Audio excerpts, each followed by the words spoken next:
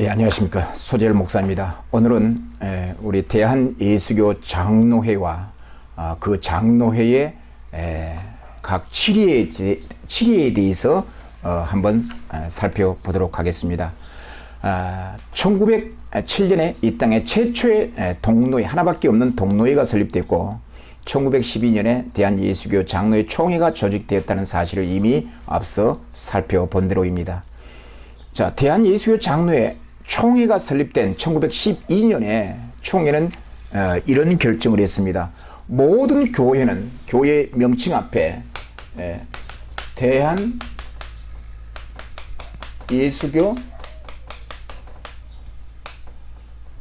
장로회를 붙이기로 했습니다. 대한예수교 장로회 무슨 교회라고 하는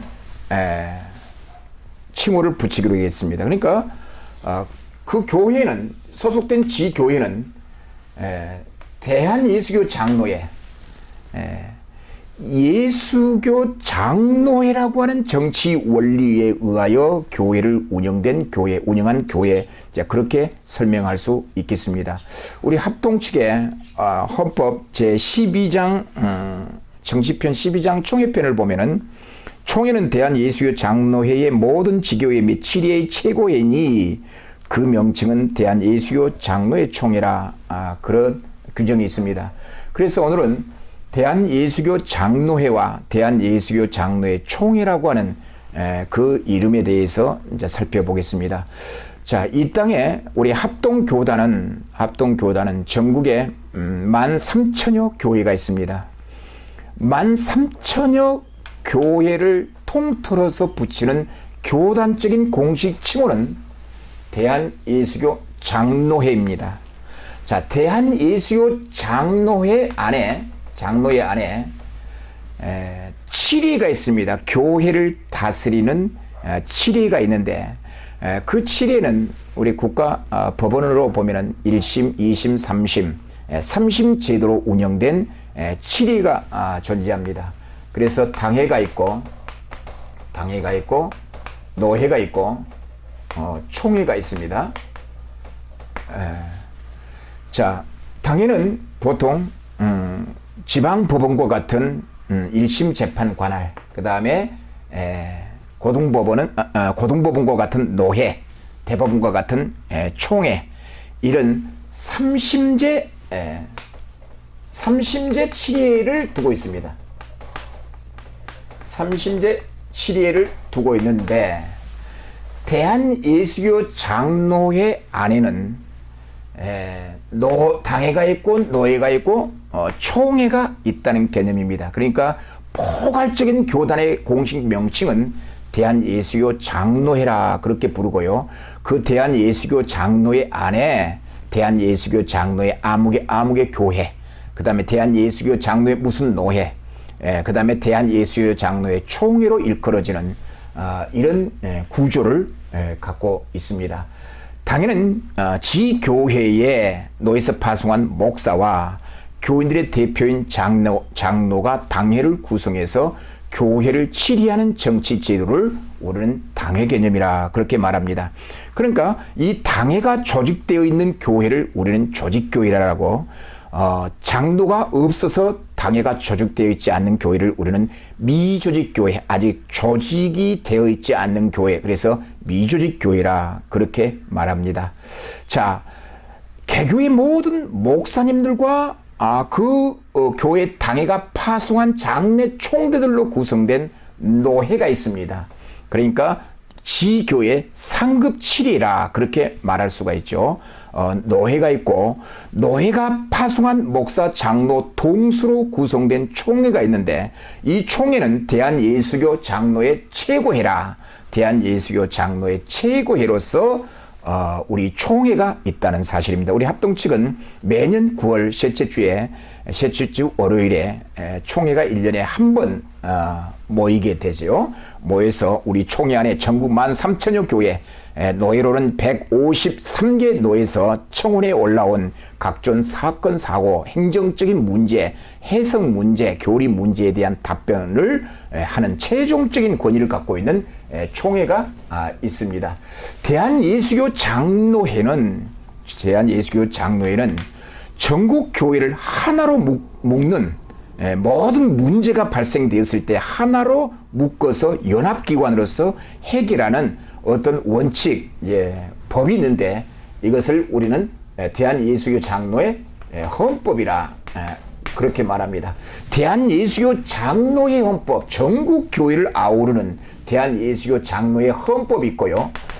대한예수교 장로의 헌법을 대한예수교 장로의 총회 헌법이라 말하지 않습니다. 이 총회는 총회 규칙이 있고 노회는 노회 규칙이 있지 않습니까? 지교회 혹은 당에는 개교의 자치법규, 정관이라는 것이 있죠. 정관이 있고 노회 규칙이 있고 총회 규칙이 있고 이 전체를 아우르는 대한예수교 장로회는 헌법이 있다는 사실입니다. 자, 이 헌법은 두 가지로 나눕니다. 두 가지로 구분되는데 처음에 교리적 부분입니다. 교리적 부분이 있고 관리적 부분이 있습니다. 대한예수교 장로의 헌법은 두 파트로 나눠지는데 첫 번째는 교리적 부분, 그 다음에 두 번째 이제 관리적 부분인데 교리적 부분은 교단의 신학적 입장, 교리적 입장을 규정하고 있는 이 교리적 부분은 우리가 보통 장로의 10인신조, 대소요리문답, 그 다음에 관리적 부분은 정치편, 예배모범, 권징조례 이렇게 우리 헌법이 규정되고 있습니다. 자, 우리 대한예수교 장로회 소속되어 있는 모든 전국의 교회는 우리 교단이 추구하고 있는 이 교리적 입장을 잘 지켜야 합니다. 교리적 입장의 근거에서 전국 교회가 세워지게 됩니다. 대한예수교 장로에 소속된 우리 합동교단에 소속되어 있는 모든 교회는 이 관리적 부분인 운영의 원리, 정치편, 어떻게 교회를 운영할 것인가, 그 다음에 어떤 형식으로 예배를 드릴 것인가, 그 다음에 죄를 범했을 때 그 사법권 문제를 어떻게 해결할 것인가, 바로 이 권징조례가 있습니다. 그래서 우리 합동교단에 소속되어 있는 그 모든 교회들은 예장 합동교단에 소속된 교회이기 때문에, 지교회이기 때문에 그 교단이 추구하고 있는 그 교리적 입장에 따라야 합니다. 그 교리적 입장에 세워진 교회이기 때문에 그 교리적 입장에 순종하지 않고 다른 교리를 주장한다고 한다면 우리 합동교단에 소속된 지교회 교인의 구성원이 될 수 없다는 사실입니다. 그래서 적어도 예장 합동교단에 소속되어 있는 모든 성도들이라고 한다면 그 교회가 소속되어 있는 그 교단의 신학적 입장을 잘 알아서 그 교리적 신학적 입장에 근거해서 우리가 신앙생활을 해야 합니다. 그 다음에 두 번째로 교회를 운영하는 원리들이 있습니다. 우리 교단은 장로회입니다. 장로회.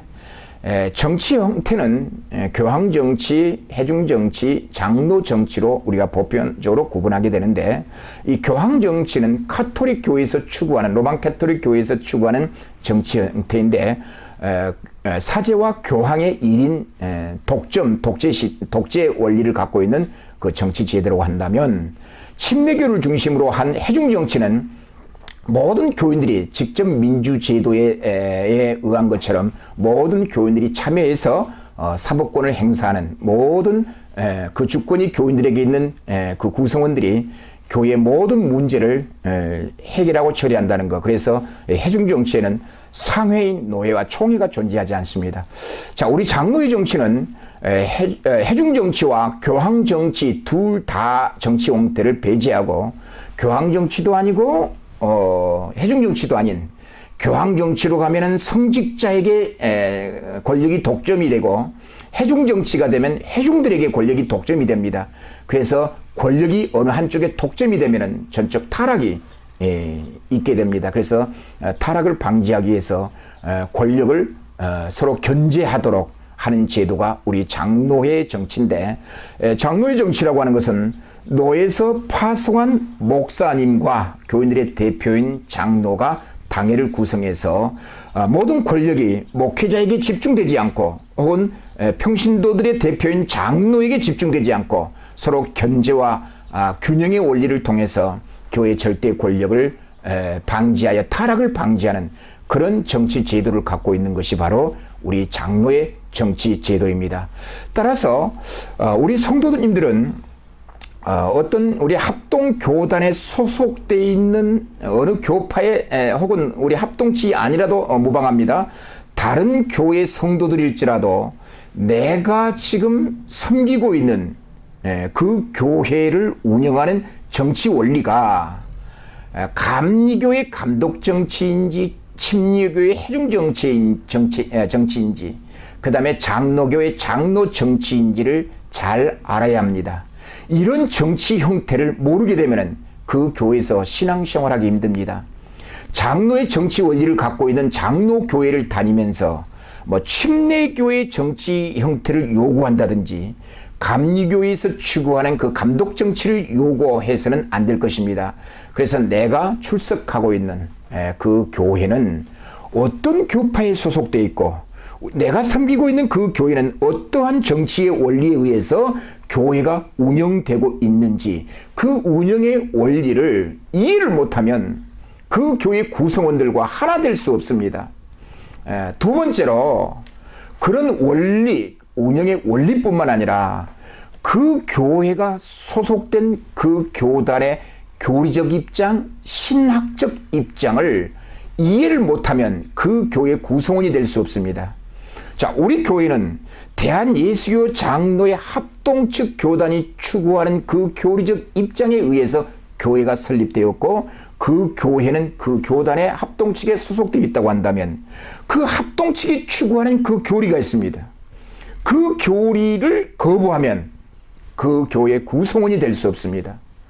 자, 침례교회에 소속되는 교인들이 장로교 교회를 추구한다고 한다면 그 교인은 침례교회 교인이 될 수가 없습니다.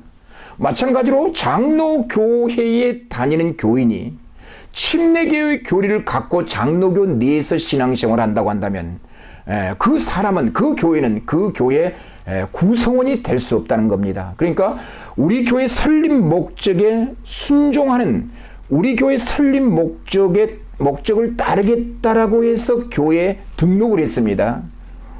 그렇다고 본다면 그 교회의 교리적 입장과 정치 원리 형태가 어떠한 것인지를 바르게 이해하고 파악해야만 그 교회에서 신앙생활을 할 수가 있을 것입니다.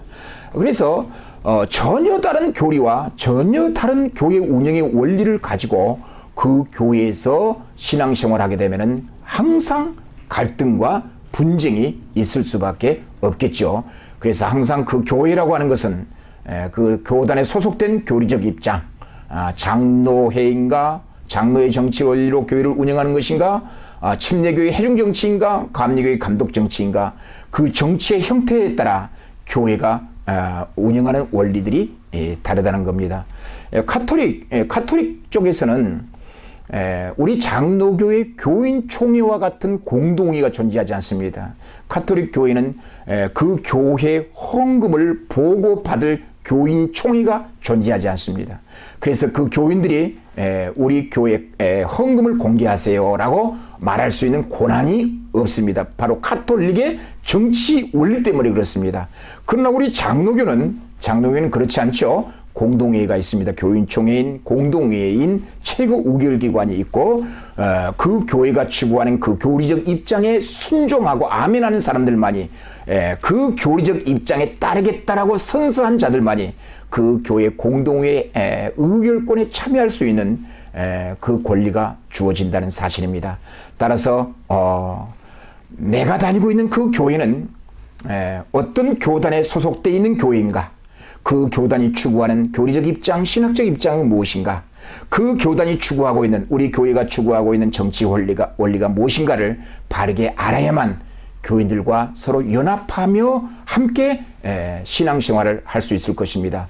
이런 의미에서 본다고 한다면 교단이 뭐가 그렇게 중요하느냐 그렇게 말하지만 그것은 옳지 않는 이야기들입니다.